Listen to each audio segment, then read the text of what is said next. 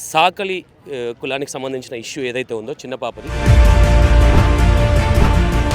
అంటే fake evidence పెట్టి చూపిస్తా ఉన్నారు అనేది పిచ్చ క్లారిటీగా అర్థం అవుతా ఉన్నది. ఇక్కడ ఎందుకు ఈ మాట చెప్తా ఉన్నామంటే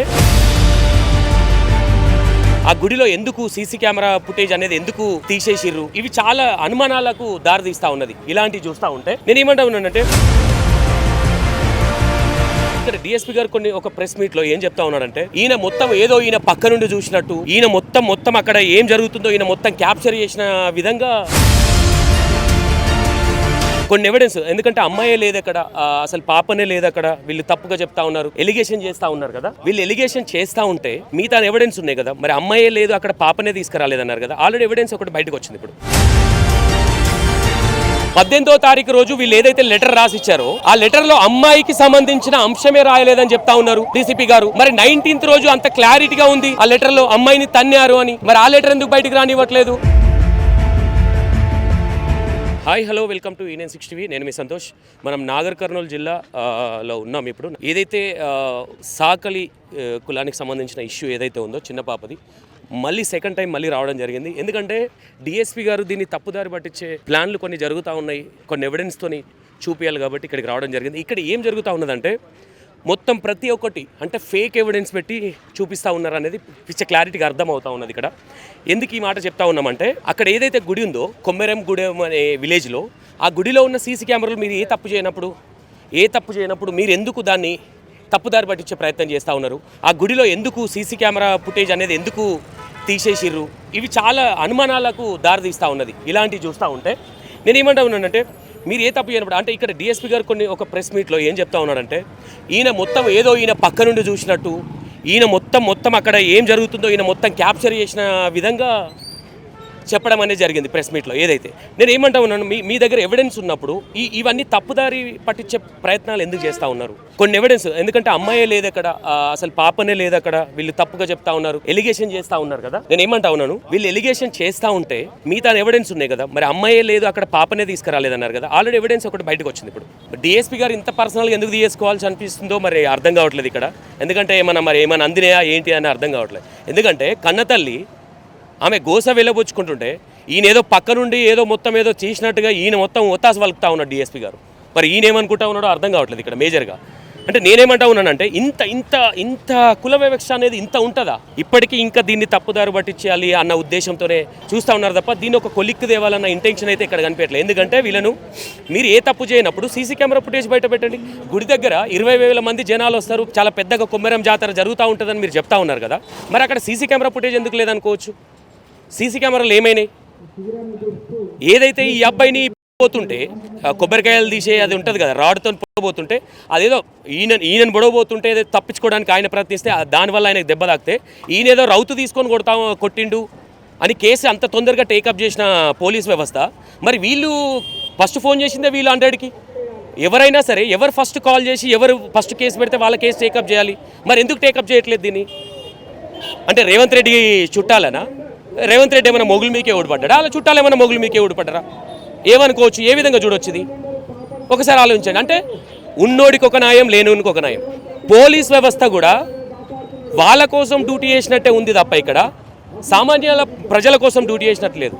సామాన్య ప్రజలదేమో ఏమంటారు, అది వీళ్ళు ఇచ్చే పన్నులతోని జీతాలు తీసుకుంటూ ఉంటారు. వీళ్ళు లాస్ట్కి వస్తే ఉన్నోని చేతులు ఇల్లు అవుతూ ఉంటారు. ఇదే జరుగుతూ ఉంది ఇక్కడ నాగర్ కర్నూలులో. ఎగ్జాక్ట్లీ ఇదే జరుగుతూ ఉన్నది. నేనేమంటా ఉన్నానంటే నిజంగా మీ కాంగ్రెస్ గవర్నమెంట్కి సిద్ధశుద్ధే ఉంటే ఇప్పటివరకు మీ స్టేట్ లీడర్లు కావచ్చు, లోకల్ లీడర్లు కావచ్చు ఎందుకు రాలేదు? ఒకసారి ఆలోచించండి. ఇప్పటికీ దీన్ని తప్పుదారి పట్టేయడానికి చాలా శతవిధాలుగా ప్రయత్నిస్తూ ఉన్నారు. ఇది ఏదైతే పృథ్వీరాజ్ అని ఎవరైతే ఉన్నారో ఈ నాగర్ కర్నూలు ఇక్కడికి వచ్చినప్పుడు ఫస్ట్ రోజే చెప్పారు ఇది తప్పుదారి పట్టిస్తూ ఉంటారు, పోస్ట్ మార్టం రిపోర్ట్ కూడా చాలా తప్పుదారి పట్టిస్తూ ఉంటారని చెప్పిండు. ఎగ్జాక్ట్లీ పృథ్వీరాజ్ అన్న ఏదైతే చెప్పిండో ఎగ్జాక్ట్లీ అదే జరుగుతూ ఉందనుకోవచ్చు ఇక్కడ. ఓకేనా? ఇంకోటి ఇక్కడ ఇంకో విషయం ఆలోచించాల్సింది ఏంటంటే ఈ అమ్మాయి కులమేందో తెలియదు డీసీపీ గారికి. ఎన్ని రోజులు పడుతుందండి ఒక అమ్మాయి కులాన్ని తీసుకురావడానికి? ఎన్ని రోజులు పడుతుంది? ఒకసారి ఆలోచించాలి. ఎన్ని రోజులు పడుతుంది ఇక్కడ? 1 రోజు 2 రోజులు. 18వ తారీఖు రోజు వీళ్ళు ఏదైతే లెటర్ రాసిచ్చారో ఆ లెటర్లో అమ్మాయికి సంబంధించిన అంశమే రాయలేదని చెప్తా ఉన్నారు. డీసీపీ గారు. మరి 19th రోజు అంత క్లారిటీగా ఉంది ఆ లెటర్లో అమ్మాయిని తన్నారు అని, మరి ఆ లెటర్ ఎందుకు బయటికి రానివ్వట్లేదు? మరి దీన్ని ఏ విధంగా చూసుకోవచ్చు? ఒకసారి ఆలోచించాలి ప్రజలు. జనాలను తప్పుదారి పట్టించి వీళ్ళను వేరే విధంగా తీసుకెళ్లాలన్న ఇంటెన్షన్ అనేది ఇక్కడ చాలా క్లారిటీగా పోలీస్ వ్యవస్థ చేస్తుందని చాలా క్లారిటీగా అర్థమవుతా ఉన్నది. ఇక్కడ 19th రోజు ఇచ్చిన పేపర్లో అమ్మాయిని తన్నినట్టుగా చాలా నీట్గా ఉంది. మీ పోలీస్ స్టేషన్లో మీ క్యాబిన్లోనే కదా లెటర్ ఇచ్చింది. ఆ సీసీ కెమెరా ఫుటేజ్ ఎందుకు బయటకు రావట్లేదు? ఇక్కడ ఒకసారి ఇది జనాలు ఆలోచించాల్సిన అవసరం ఉంది. ఇది ఇంకొంచెం మాట్లాడే ప్రయత్నం చేద్దాం పృథ్వీరాజ్ అన్నతో కూడా. ఈ తెలంగాణ సమాజంలో ఇప్పటి వరకు కూడా చరిత్రను, మన అట్టడుగు కులాల చరిత్రను పూర్తిగా తప్పుడు మార్గంలో చూపించడం వీళ్ళకేం కొత్త కాదు. అనేక అంశాలలో మన పృథ్వీరాజ్ అన్న కానీ, అన్న కానీ, రగన్న కానీ ఈ విషయాలను చాలా స్పష్టంగా చెప్తూ ఉంటారు. కాబట్టి సమాజంలో అట్టడుగు కులాలకు ముందు నుంచి కూడా ఈ 70 సంవత్సరాల నుంచి కూడా ఎక్కడ మనకు న్యాయం జరిగిన తాగలాలు లేవు. అట్లా దాడులతో పాటు మన చావులకు కూడా పూర్తిగా ఈ అగ్రకుల పాలక వర్గాలే కారణమవుతున్నారు. అట్లా కోకొల్లలుగా ఉన్నాయి. గతంలో మన రీసెంట్గా చూసుకుంటే మన కర్ల రాజేష్ గారి కోదాడ విషయంలో కూడా 4 రోజులైందని చనిపోయి దొంగతనంతో పేరుతో తానే కంప్లైంట్ ఇవ్వకపోతే తన మీదే ఉల్టా కంప్లైంట్ ఇచ్చారు. ఉల్టా కంప్లైంట్ ఇచ్చి తన మీద ఎఫ్ఐఆర్ చేసి తననే 4 రోజులు కొట్టి చంపారు ఈ పోలీస్ స్టేషన్లలో. అంటే ఈ ప్రభుత్వ పాలక వర్గాలు ఏం చేస్తున్నాయి? ఈ అగ్రకుల పాలక వర్గాలు ఎటువంటి నిర్ణయాలు తీసుకుంటున్నాయి? ఎవరి కోసం వీళ్ళ ప్రభుత్వాలన్నీ కూడా? కాబట్టి ఆ విషయాన్ని కూడా డాక్టర్ విశారద మహారాజ్ గారికి అక్కడున్న మా కార్యకర్తలు నాయకత్వాలు అన్నీ తెలియజేయగానే రాత్రి పోయి దాని విషయాన్ని పూర్తిగా సమాజానికి తెలియజేసే విధంగా ముందుకెళ్ళాము. దానిని కూడా మరి ఆ తల్లి ఆ రోజు ఈ ప్రభుత్వాలు ఏమైనా న్యాయం చేస్తాయని అనుకొని తెల్లారి 6 గంటల వరకు మేము ధర్నాలో కూర్చున్నామన్నా. ఆ బాడీని పెట్టుకొని రాజేష్ గారి బాడీ భౌతిక గాయాన్ని పెట్టుకొని మేము అదే చలికాలం 3 నెలల క్రితం చలికాలంలో జరిగిన అట్లా కూర్చుంటే మరి ఈ పాలక వర్గాలు అక్కడ డిఎస్పీ గారు మనకి ఇక్కడ ఏం జరుగుతుందంటే మన మీద ఏ కులం మీద దాడి జరుగుతుందో ఆ కులం యొక్క అధికారిని పంపిస్తున్నారు అక్కడికి. అక్కడ ఎస్సీ కులం మీద దాడి జరిగితే ఎస్సీ అధికారిని పంపించారు అక్కడికి.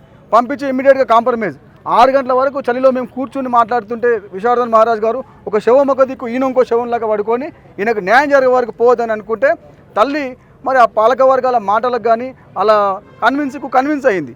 ఇప్పటికీ వాళ్ళకి న్యాయం జరగాలి. ఇప్పటి వరకు మరి మందకృష్ణ గారు అదే విషయాన్ని పట్టుకొని పాపం అనేక పోరాటాలు ఆయనగానే చేస్తున్నారు. మేము కాంప్రమైజ్ కానీ ఎవరైతే ఉంటారో వాళ్ళకి ఖచ్చితంగా ఏ బాధిత సమాజానికి మేము అండగా ఉంటాము. బీసీఎస్ ఎస్టీ జేఏసీగా మేము దీని పక్షాన నిలబడతాము. మరి ఈరోజు ఈ గణేష్ గారికి కానీ మన మౌనికకు జరిగిన అన్యాయం పట్ల డాక్టర్ విశారద మహారాజ్ గారికి మా సాయి ప్లస్ ఇక్కడ ఉన్న మిగతా కుల సంఘాలన్నీ కూడా మద్దతుతోటి వాళ్ళకు న్యాయం జరిగే వరకు ఖచ్చితంగా న్యాయం జరిగే వరకు ఈ డిమాండ్లన్నీ మేము బీసీ కమిషన్కు ఎస్సీ కమిషన్కు వీళ్ళకు వచ్చిన వాళ్ళకి రిప్రజెంటేషన్ చేశామండి. వాళ్ళు కూడా చెప్పుకున్నారు. కాబట్టి మేము ఈ న్యాయం జరిగే వరకు అందరు కుల సంఘాల మద్దతుతో పార్టీల మద్దతుతో మేము దీన్ని కొనసాగిస్తామని తెలియజేస్తున్నాను. చెప్పండి, మాట్లాడండి. ఒక బహుజన బిడ్డగా బీసీ ఎస్సీ ఎస్టీ జేఏసీ తరపున ఈరోజు సమస్య వచ్చిన ఎంబడే ఈ విషయాన్ని తెలుసుకున్నటువంటి విశారదన్ మహారాజ్ గారు ఇమ్మీడియట్గా రాత్రికి రాత్రే వచ్చి ఈ ఘటన గురించి తెలుసుకొని నెక్స్ట్ డే ఏదైతే రోడ్డు మీద బైఠాయించి డిఎస్పీ గారిని ఆయన ఈ విషయంలో ఎందుకు చర్యలు తీసుకోవట్లేదు, ఎస్ఐ గారు సిఐ గారు ఇంత నిర్లక్ష్యంగా ఎందుకు వ్యవహరిస్తున్నారు అని చెప్పి విశారదన్ గారు నిలదీయడం జరిగింది. దాని తర్వాత అందరూ కూడా పృథ్వీరాజ్ అన్న, తర్వాత జాజుల శ్రీనివాస్ గౌడ్ గారు, అన్ని ప్రజా సంఘాల వాళ్ళు రావడం జరిగింది. ప్రజా సంఘాల వాళ్ళు వచ్చి విషయం తెలుసుకొని మద్దతు తెలుపుతూ దీని అంతా కూడా కులంకుశంగా చర్చించి డిఎస్పీ గారితో మాట్లాడుతుంటే డిఎస్పీ గారు చాలా నిర్లక్ష్యమైనటువంటి వైఖరి ప్రదర్శిస్తున్నారు. ఆయన చెప్పే విషయాలన్నీ ఎట్లా ఉన్నాయంటే లాస్ట్కు ఆమె కంప్లైంట్లో వాళ్ళ పేర్లు కూడా రెడ్డి పేర్లు రాయొద్దు అని చెప్పి మెన్షన్ చేస్తున్నారు. అని అంటే ఎంత అధికారంలో ఉన్నటువంటి ఈ అగ్రకుల అధికారులు ఏ రకంగా వాళ్ళకు సపోర్ట్ చేస్తున్నారు, రాజకీయంలో ఉన్నటువంటి నాయకులు ఏ రకంగా సపోర్ట్ చేస్తున్నారు. లోకల్ ప్రజాప్రతినిధులు 6వ రోజు మీటింగ్ పెట్టి స్పందిస్తారు. దాన్ని కూడా వాళ్ళు ఇక్కడ లోకల్ కాన్స్టిట్యున్సీలో ఉన్నటువంటి ప్రజాప్రతినిధి అచ్చంపేట కాన్స్టిట్యున్సీ ప్రజాప్రతినిధి తీసుకొచ్చి పక్కన పెట్టుకొని వివరణ ఇచ్చుకోవాల్సిన అవసరం ఏముంది మీకు? మీరెందుకు స్పందించరు? బయటి నుంచి ప్రజా సంఘాల నాయకులు వచ్చి ఈ సమస్యను బయటికి తీసుకొస్తేనే బయటికి రావాలన్నా? మీరున్నది ఎందుకు? ఇక్కడ లోకల్ లీడర్లు ఉన్నది ఎందుకు? మీరేం చేస్తున్నారు? అలాగే ఇంకొకటి ఏమరుగుతున్నామంటే ఇన్ని ఛానల్స్ ఉన్నాయి. పొద్దున్న లేస్తే TV9, V6, టీ న్యూస్ ఇవన్నీ ఛానల్స్ ఉన్నాయి. ఈ ఛానల్స్ అన్నీ కూడా ఈరోజు జరిగినటువంటి బహుజనుల బిడ్డ మీద దాడి జరిగి పాశవికంగా దాడి చేసి 2 నెలల పాప మృతికి కారకులైనటువంటి ఈ ఇష్యూని ఎందుకు చూపిస్తలేరు? మీరు ఎవరి పక్షాన నిలబడుతున్నారు? ఈ ఛానల్స్ అన్నీ కూడా ప్రజా సంఘాలకు సపోర్ట్ చేసేటువంటి ఛానల్స్, ప్రజా సమస్యల మీద చేసే సోషల్ మీడియాలు, వీటి వల్లనైనా బయటికి రావాల్సింది. ఈ ఛానల్స్ అన్నిటిని కూడా నేను క్వశ్చన్ చేస్తున్నా.